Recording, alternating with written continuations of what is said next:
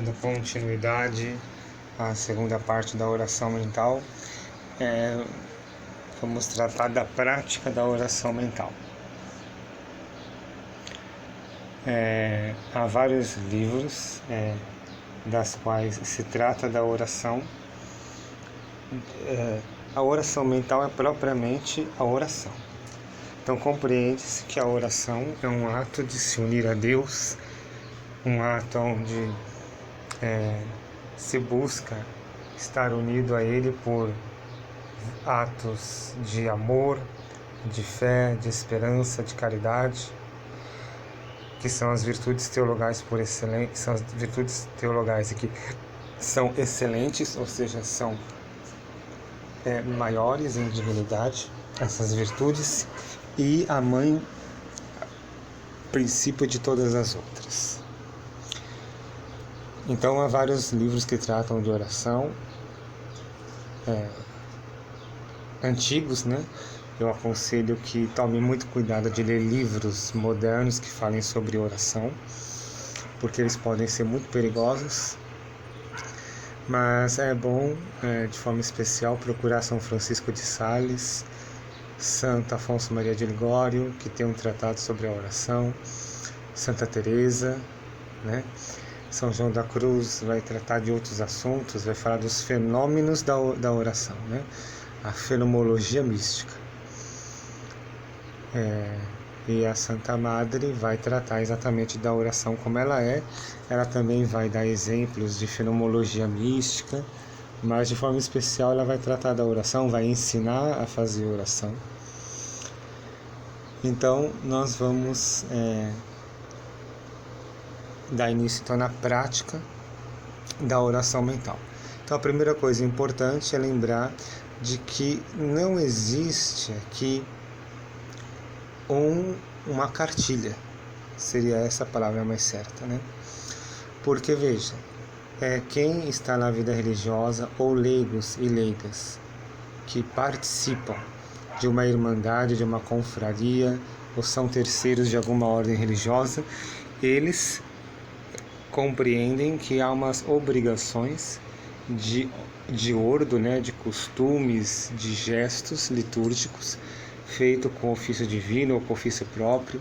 Há irmandades, confrarias e ordens terceiras que possuem ofício próprio, né? Então ali há toda uma disposição. Então nós temos que lembrar que essas disposições, esses gestos, esses atos, eles são rúbricas litúrgicas, né?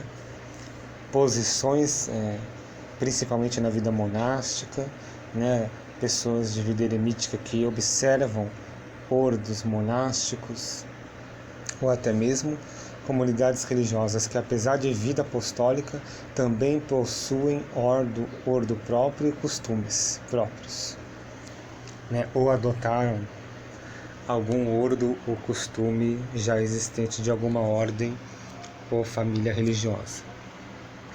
Então a oração mental ela não tem nada disso, né? Existe um esqueleto, mas esse esqueleto é simplesmente para que nós possamos nos dispor a fazer oração. Mas esse esqueleto ele pode muito bem ser alterado, substituído, porque não existe esse engessamento, né? Então desconsidere, acima de tudo, principalmente se você ficar construindo gestuais, engessamentos, esqueletos para essa oração, ela vai deixar de ser essa oração do coração, porque em primeiro lugar a oração mental é a oração do coração. Então ela não tem nada disso, não é? Que um ordo teria, que uns costumes monásticos religiosos teriam. Tudo isso é litúrgico, então seria um outro assunto a tratar que não tem nada a ver, porque nós, religiosos ou pessoas leigas, ligadas a instituições, a ordens, a irmandades, eu falo às pessoas, eu sei que esses áudios ou vídeos, não sei, vão chegar às pessoas que eu compreendo que já abraçaram a fé católica, que compreendem, né, todo esse conceito da falsa igreja, porque esses leigos que estão envolvidos em movimentos pastorais, eles não são obrigados a nenhum tipo de ato litúrgico. Eles são, como o próprio nome diz, pastorais, movimentos que visam somente evangelizar, fazer shows, etc. E não tem nada a ver com a santificação de suas almas. Então eu falo das pessoas que estão envolvidas, a irmandades, confrarias, terciários, que observam uma regra de vida. Então nessa regra de vida, né, pré-conciliar, porque hoje existe também ordens terceiras pós-conciliares que a regra de vida não observa nada, né? Ali está dizendo, faça a liturgia das horas, faça não sei o que, mas não tem nada de estrutura para ele observar. Então, desconsidere isso também. Então, são a esses que eu me dirijo, né? Então, a oração mental não tem nada disso. Ela é uma oração livre e feita do coração. Mas nós vamos falar de um esqueleto básico que consiste em partes desse esqueleto que são necessárias. Então a primeira parte é a preparação, né? Isso todas as pessoas que se dedicaram à oração, teólogos, místicos, santos, pessoas justas que se dedicam à oração mental, elas fazem essa preparação. Então essa preparação é muito importante. Por quê? Nós estamos nos afazeres da vida, né? Então nós estamos trabalhando, ou estamos num trabalho doméstico, ou estamos fazendo um trabalho civil, empresarial, jurídico, braçal, não importa. E ali a nossa mente ela está rodeada de preocupações daquele trabalho, daquela realidade, situações que nós passamos do dia ou daquele momento em específico. Então, se você entra na oração sem uma preparação, você já entra preocupado, então você quer sair daquela oração, porque você lembrou que você tem isso, aquilo para fazer, que você teve que romper um momento importante do seu dia para fazer oração, então você vai ficar perturbado, inquieto. Então é necessário fazer essa oração, essa preparação. Então você deve procurar um lugar, né? Compreende-se que todas as pessoas verdadeiramente católicas possuem na sua casa um oratório, né? Os que podem ter poder aquisitivo de ter uma capela possuem uma capela, os que não têm possuem ao menos um oratório, ou as pessoas muito mais pobres possuem ao menos uma imagem sacra, um lugar de oração, né? Lembrando que a imagem deve ser sacra, não deve ser essas imagens que existem hoje, imagens deformadas, imagens até mesmo dos santos em forma de criança, né? Bibelôs, esses tipos de coisas não existem para nós. Nós veneramos as imagens, elas devem ter um lugar de honra na nossa casa, onde elas vão ser veneradas, né? Ornada de flores, de velas, de dignidade. Então nós precisamos ter dentro das nossas casas, se não temos um oratório ou uma capela, por questões financeiras, a pessoa deve ao menos ter uma imagem digna e um lugar de honra para essas imagens sacras, né? Ao menos um crucifixo, uma imagem de Nossa Senhora e os seus santos de devoção. Então ali, ou em outro lugar apropriado que a pessoa se achar conveniente estar. Então ela vai se recolher, né? Concentrar-se, estar se livrando de tudo aquilo, não é? Concentrar suas potências a fim de estar inteiramente à disposição da vontade divina. Então ali ela deve entregar: Senhor, eu estou entregando o meu trabalho que eu tive que parar, estou me colocando diante de Ti. Tudo isso não existe modelo, não existe método, não existe engessamento. Isso aqui não é necessário. Tem que ter uma oração. Então, não precisa. Se essas pessoas, na preparação, elas têm muita dificuldade não é, de se recolher.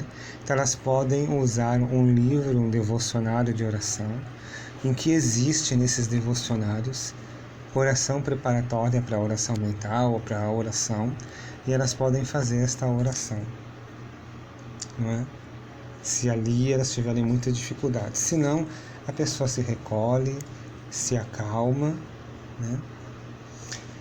E depois deve se colocar atentamente na presença de Deus. Ou seja, lembrado que a fé nos ensina. Nós estamos diante de Deus, que é imenso e grande e está presente em toda parte. Deus é onipresente, então Ele está ali, como Ele também está aqui agora. Então Deus é onipresente, então Ele está ali. Ele está de forma ordinária, excelente ali no Santíssimo Sacramento, mas Ele está presente aqui e em todos os lugares do mundo pelo Espírito Santo. Então você deve lembrar que você vai se colocar ali diante de Deus, que Ele está dentro de você, não é aquele mesmo conceito teresiano do castelo interior, né? Vou entrar dentro de mim existe um rei, Ele está ali. Então nós vamos fazer esse processo. É bom para isso, se as pessoas têm dificuldade, lembrar, olha, Deus está aqui. Deus está em toda parte, Deus está dentro de mim, Deus está fora de mim, porque Ele é Deus, então Ele está dentro e está fora, né? Ele está naquele ambiente que eu vou fazer oração, como Ele também está dentro de mim. Por isso, às vezes, eu posso não estar diante do oratório, da capela, daquela imagem sacra, eu posso estar na rua, eu posso estar no campo, eu posso estar na região urbana, no meio da estrada, dentro de um carro ou fora dele, andando ou parado, e Deus está dentro de mim. Então eu posso fazer essa oração em qualquer lugar.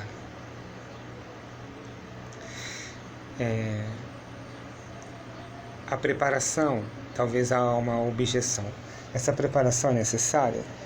Depende. Se a pessoa tem muita dificuldade, é necessária. Se ela não tem dificuldade, se ela é aquela pessoa que naturalmente consegue se recolher e fazer oração sem precisar deste método de preparação, então tudo bem, então não precisa fazer nada disso.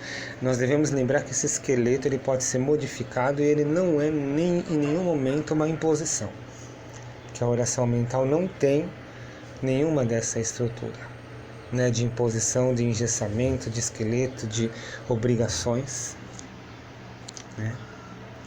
E depois desses atos preliminares, a alma está preparada para rezar. Isso dura 5 minutos, menos do que isso, né? E aí fazer atos de inteligência, né? O que são esses atos de inteligência? Então, penetrar profundamente na verdade que vai se formar ao fundo da oração. Então, se eu vou meditar sobre um artigo da fé, um mistério da vida de Nosso Senhor, da Santíssima Virgem, ou de um santo, não é? Então eu vou usar, lembrando de novo, né? Eu vou repetir isso várias vezes. Não existe uma estrutura, então você vai usar várias opções, né? Pensar um artigo de fé, então eu vou pensar na ressurreição dos mortos, ou eu vou pensar no mistério da vida de Nosso Senhor, Ele na casa de Nazaré, Ele sendo crucificado, né? Ele fazendo trabalho manual como carpinteiro. Ou eu vou pensar no mistério da vida da Virgem Maria, sua vida escondida, sua vida recolhida, sua vida humilde, ou a sua Imaculada Conceição, sua virgindade perpétua. Ou eu vou pensar na vida de um santo, no bom exemplo que ele deu. Ou eu posso usar livros, né? Santa Teresa usava livros. Santa Teresa tinha as suas dificuldades de concentração e tudo, então ela usava livros. Quais livros? Então, de forma especial, livros espirituais. A Imitação de Cristo, o Tratado da Oração de Santo Afonso Maria de Ligório, enfim, qualquer outro livro relacionado à oração. Você não vai fazer um estudo, tá? Então, não deve ser livros teológicos, livros filosóficos que você vai fazer, não. Você vai fazer uma meditação, a oração mental é isso. Então, a imitação de Cristo, principalmente livros que edificam, que falam de virtudes, que falam da vida de oração, né? Que falam sobre meditação, livros que têm pontos de meditação, livros com conceitos inacianos, né, dos exercícios espirituais.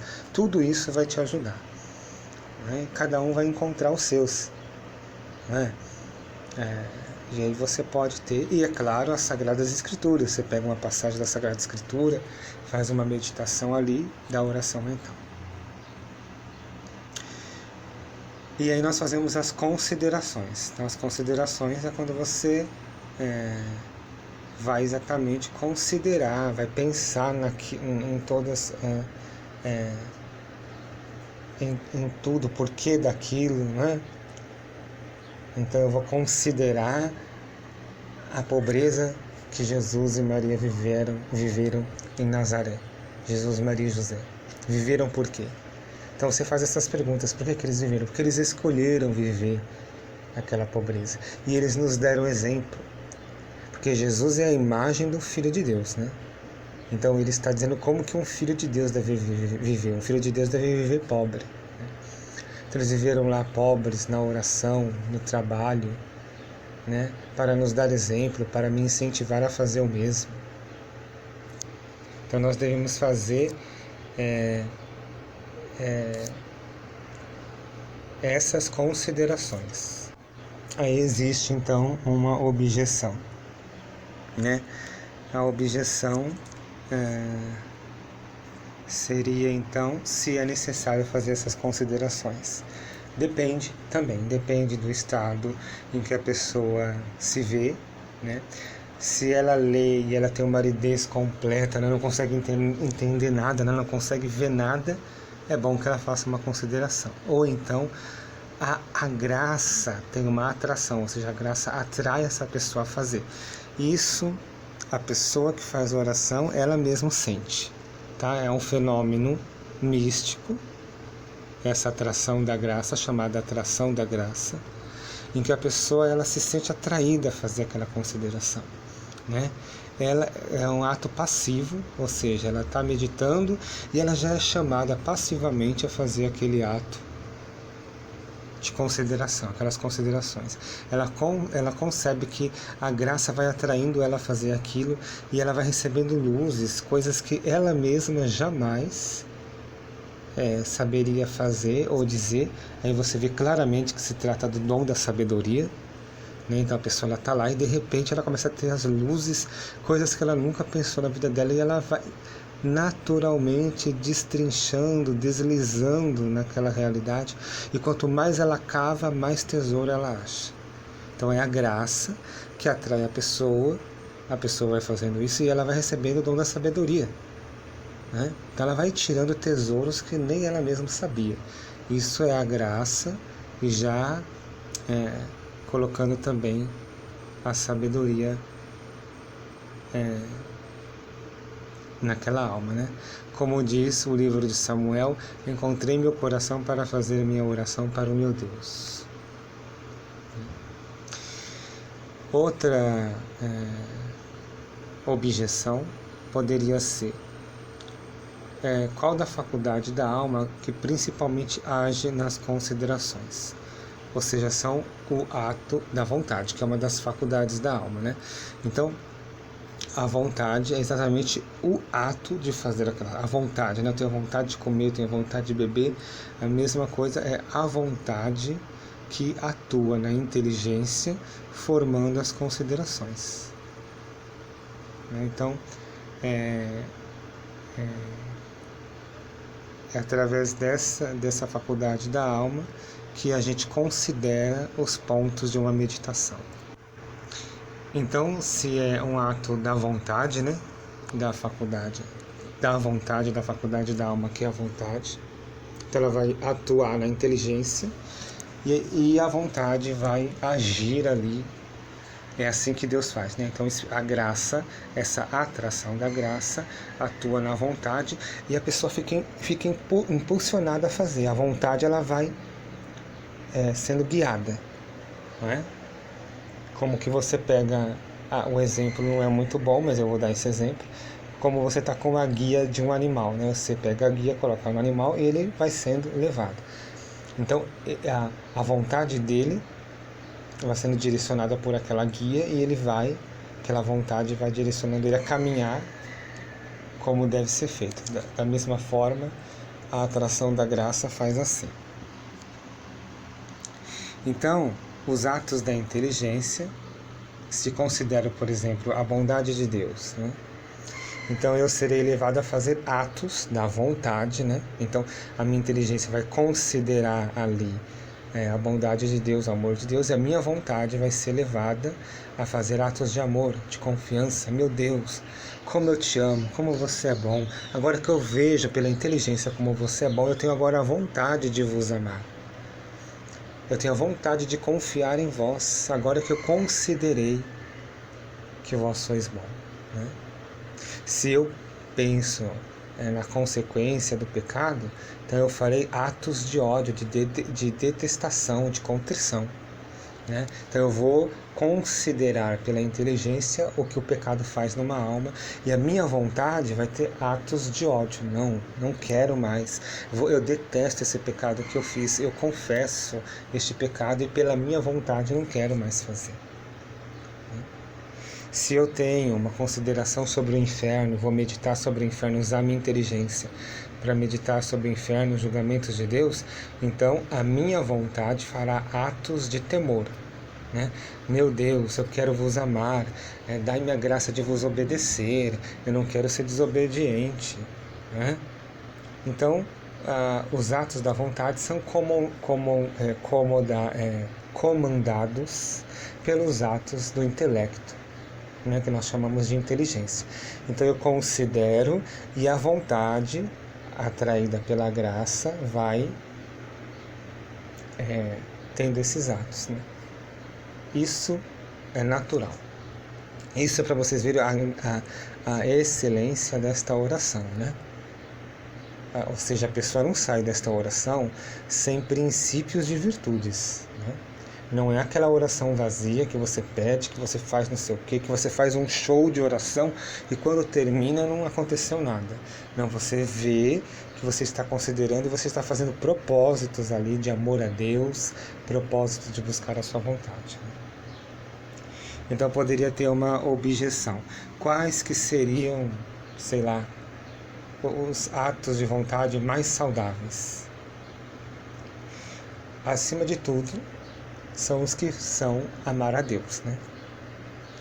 Então, a gente tem atos negativos e positivos. O positivo é amar a Deus, né? O negativo é o pecado. É aquele mesmo conceito teológico da Imaculada Conceição. Positivo e negativo, né? Então, o positivo da Imaculada Conceição é que ela foi agraciada. A graça fez ela ser a única criatura humana sem pecado. O negativo é que todos pecam, menos ela. É como na doença, né? Então, eu vou pegar lá o exame, eu quero que dê negativo, porque se a doença der negativa, o que acontece é bom, né? Porque eu não possuo o vírus, né? Então, da mesma forma, nas considerações da vontade. Então, se eu amo a Deus, é positivo, porque eu quero amar a Deus, quero estar com Ele. Se eu detesto o pecado, é negativo, ou seja, eu não quero contrair o pecado, né? Eu não quero pecar porque é um bem não fazer, né? Então, esses são os principais atos da vontade relacionados à oração mental. Lá naquelas preliminares, pode-se fazer uma invocação do Espírito Santo, tudo isso daí também é livre, né? Consagrar-se a Nossa Senhora, pedir a ela que acompanhe a fazer aquela meditação. Isso também estão nos livros devocionais que todos podem usar. Então, como se deve terminar a oração mental? Deve-se sempre terminar com a resolução que foi dada naquela oração. Então, se naquela oração eu tomei a decisão de rezar mais, porque eu percebi que eu estou rezando menos. Se naquela oração eu tomei a decisão de vencer um vício, um pecado que eu estou cometendo várias vezes, então eu tomo aquela resolução. Se naquela oração eu me tomo a decisão de amar mais a Deus, porque durante a oração a atração da graça me levou a amar mais a Deus, então eu faço um ato de amor. Meu Deus, eu vos amo, quero vos amar mais ainda, né? Então, você deve fazer isso. E deve fazer com que ela seja um ato agradável e uma prática, né? Então, a partir de agora eu vou fazer essa prática, eu vou me doar mais a Deus, ou daquilo que teve-se na oração. Eu estava rezando e eu senti que eu devo agora defender mais a igreja, defender mais a honra de Deus, né? Propagar uma devoção, enfim, depende da atração que a graça fez. Então nós devemos terminar com um ato piedoso de ação de graças a Deus. Obrigado, meu Deus, por todas as luzes que eu tive. Obrigado por tudo que eu recebi desta oração.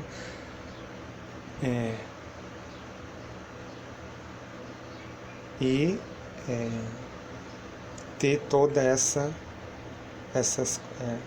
esses atos de agradecimento, que podem ser gestuais, podem ser somente interiores e podem até mesmo ser de palavras, né? Agradeça a Jesus, a Nossa Senhora, ao seu santo anjo da guarda que pode ter inspirado, ao Espírito Santo, e termina aquela oração mentalmente fazendo aqueles atos todos. Agora é importante que nós, nesta oração mental, venhamos às práticas que estão intrinsecamente ligadas ao louvor de Deus, a um espírito grato a Deus e a união com Deus. E uma dessas coisas é rezar pela manhã agradecendo a Deus. Pode ser, né, as pessoas que trabalham não têm tempo, devem, né, em nome de Deus, fazer o sinal da cruz, agradecer porque tiveram a saúde, porque se levantaram, porque estão vivos, né? Fazer a oração do Ângelus durante o dia, rezar na hora de comer, rezar em ação de graças depois da comida, rezar quando sai de casa, rezar quando chega em casa. Então tudo isso deve fazer parte da vida de um cristão.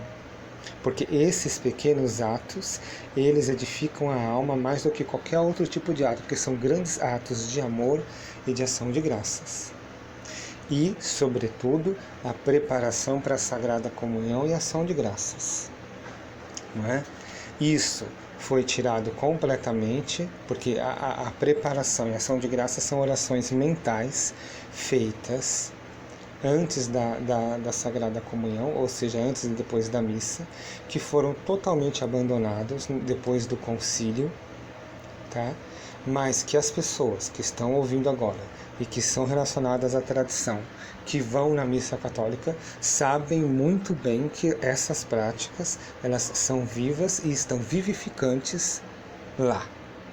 Então, você deve fazer uma oração preparatória antes da comunhão, uma ação de graças depois da comunhão. Tudo isso faz parte, podemos dizer, desse arsenal, né, da oração da manhã. A oração da noite eu devo fazer um ato de um exame de consciência, um ato de contrição, pedir a boa morte para mim, rezar pelos agonizantes, pelas almas do purgatório, né?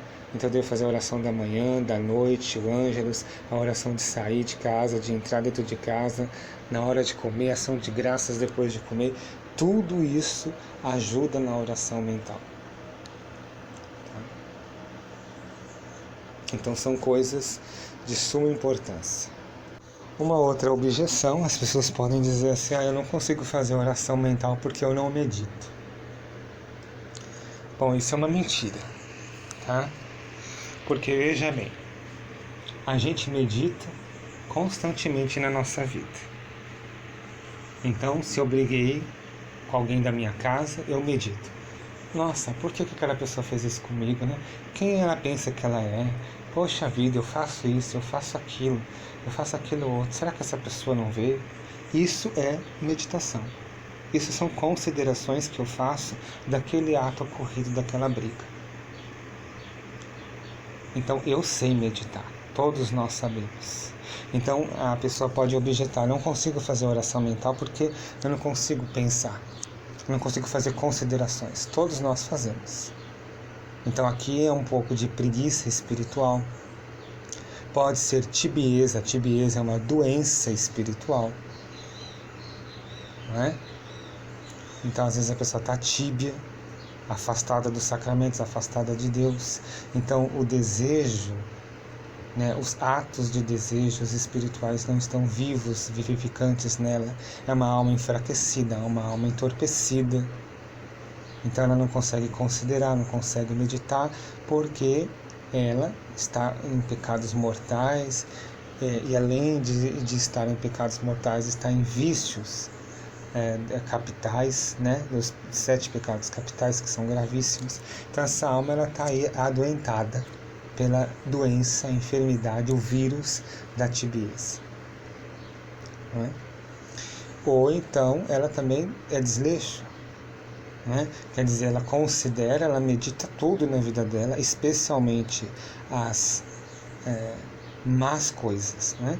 Então ela medita como que ela vai conseguir dinheiro, ela considera: nossa, se eu fizer isso eu vou ganhar dinheiro, se eu fizer aquilo eu vou conseguir mais, né? Ou coisas piores, ela considera e medita como mentir, fazer fofoca, fazer intriga para destruir a vida alheia, mas ela não consegue meditar e fazer considerações para as coisas santas. Então você vê que há uma mente aí escurecida, né? Cheias de demônios aí, trabalhando para que aquela mente pense coisas contrárias à vontade de Deus. Então, na verdade, não há dificuldade nenhuma em fazer oração mental. Todos nós conseguimos fazer. Depende de atos de vontade e depende de que a pessoa seja inflamada no amor de Deus, né? E seja curada de alguma tibieza ou algo do tipo. Então, uma outra objeção seria a objeção das distrações, né? Santa Teresa tinha muitas distrações durante a oração. Veja bem, nós estamos falando da doutora da oração, né? Então, ela ia para a capela, às vezes contar os tijolinhos da capela, por causa das distrações que ela tinha, mas ela não abandonava a oração, né? Santa Teresa vai dizer assim: quem não reza, né, é como uma pessoa que se precipita a cair no inferno sem a ajuda do diabo, né? Ou seja, o diabo nem precisa ajudar essa alma, ela mesma vai para o inferno, ela já está com a vontade de ir, né? Então ela fazia essa oração. Quando ela fazia a oração mental, às vezes ela tinha muita dificuldade, muita distração. Os livros que ela lia já tinham lido ou causavam para ela aridez. Então ela ficava lá contando os tijolinhos, mas ela estava ali. Então as distrações sempre vão existir. O que a gente não deve fazer é ficar perturbado com elas. Eu estava rezando e comecei a pensar numa outra coisa. Desconsidera, né? Volta de novo, e se voltar, volta de novo, e se voltar de novo, volta. É como um guerreiro que cai no campo de batalha, e toda vez que cai tem que se levantar. Então o importante é não ficar caído, o importante é se levantar. E se durante toda a oração eu caí, mas levantei, então a oração já foi válida, né? O que não pode é eu cair e dizer: não, já tive a terceira distração, eu desisto, não vou mais rezar. Não, eu devo perseverar. Então, se durante toda a oração foi um combate onde você caiu e levantou, você fez a oração. Agora, se você caiu e desistiu, então você deixou o campo de batalha, você não fez oração nenhuma. Então nós temos, mas caímos, mas vamos ficar de pé. E quantas vezes nós caímos, será as mesmas vezes que nós ficaremos de pé. É assim que um guerreiro fica no campo de batalha. Né? Não há queda que o derrube. E se todas derrubarem, de todas ela se levantará. Né? Mesmo que ferido. Então isso é muito importante. Talvez uma objeção seria, mas há distrações nocivas? Sim. Nocivas, ou seja, que causam mal, são aquelas que nós consideramos de boa vontade.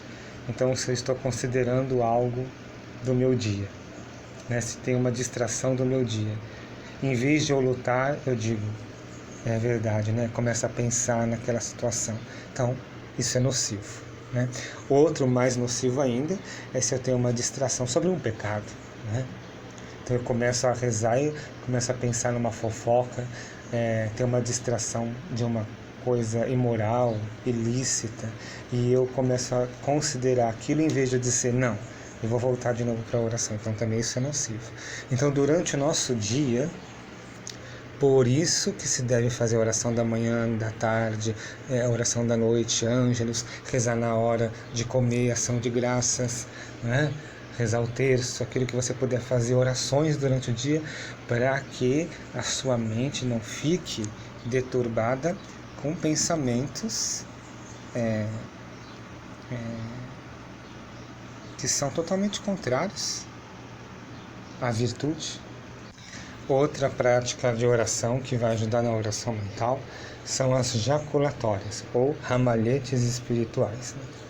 Então a jaculatória, né, é de jato, então é um jato, né, de água, como se fosse de água. Ele vai certeiro. Então a jaculatória ela é certeira, ela vai até Deus.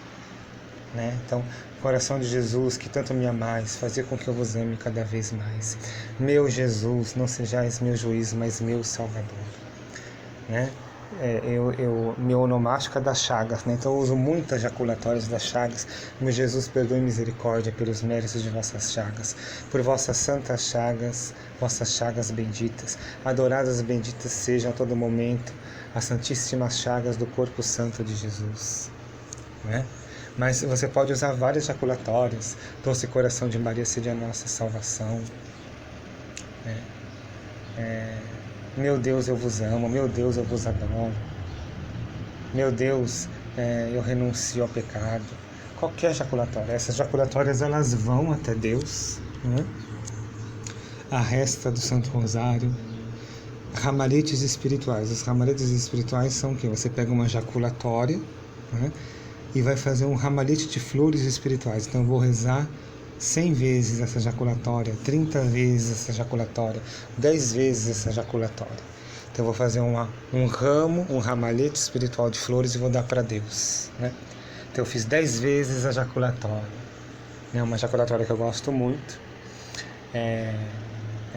Doce coração de Jesus, que tanto me amais, fazer com que eu vos ame cada vez mais. Então se eu faço 20 vezes essa jaculatória, eu dou um ramalhete espiritual para Deus, né? De 10 flores espirituais desse jeito, né? Sagrado coração de Jesus, venha a nós o vosso reino. Coração de Jesus, eu confio em vós. Né?